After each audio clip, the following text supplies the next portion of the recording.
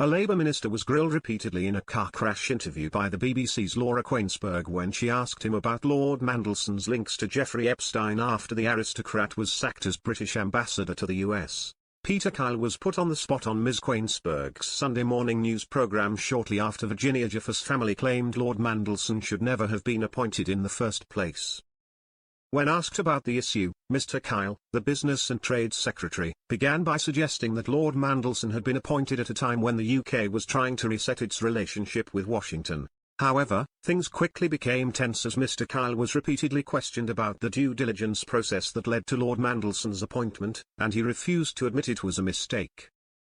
Ms. Kuennsberg asked him, "Do you think Peter Mandelson has been deceitful or frugal with Downing Street, or do you think Downing Street is now trying to cover its tracks? And they know, but they still made the decision for the reasons that you have stated." He replied, "All I can do is reiterate the fact that the emails revealed a significant discrepancy between the number 10 that was believed to be correct at the time of the appointment, and that the inquiry, which was independent and run by the Cabinet Office, was able to conclude on the evidence that there was a significant discrepancy between the two. There was a lot of information that was publicly available at the time. Peter Mandelson just appeared on Newsnight as an ambassador this year, and he was not questioned about Epstein once.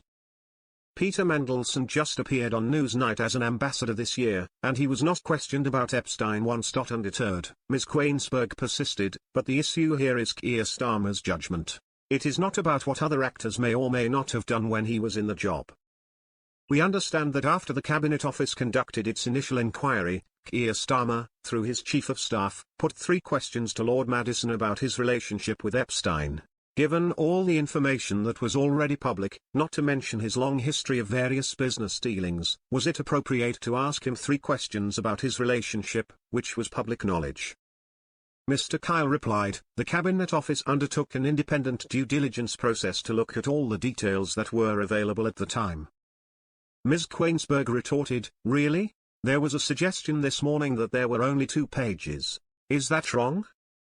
Mr. Kyle, looking a little confused, said, "Well, maybe. I don't know how long it's been since I read it, but there was a thorough vetting process, as there is with any public appointment where someone from outside the government is brought in."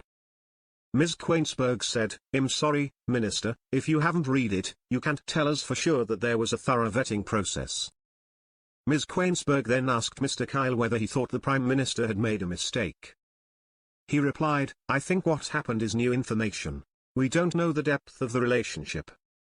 We'll go back and review the appointment, you know. We'll go back and review it in the light of what we know now, but what we didn't know then."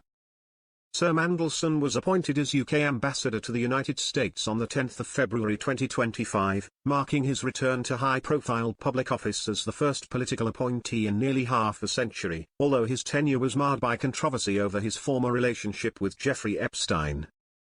The appointment attracted attention after revelations of his extensive correspondence with Epstein, prompting Prime Minister Keir Starmer to sack him on the 11th of September 2025, just ahead of a scheduled state visit by US President Donald Trump. Sir Mandelson expressed deep regret at maintaining the relationship for far longer than I should have, but the scandal, which included a letter describing Epstein as my dearest friend, forced him to withdraw immediately amid public and political outrage over the impact of Epstein's crimes on his victims.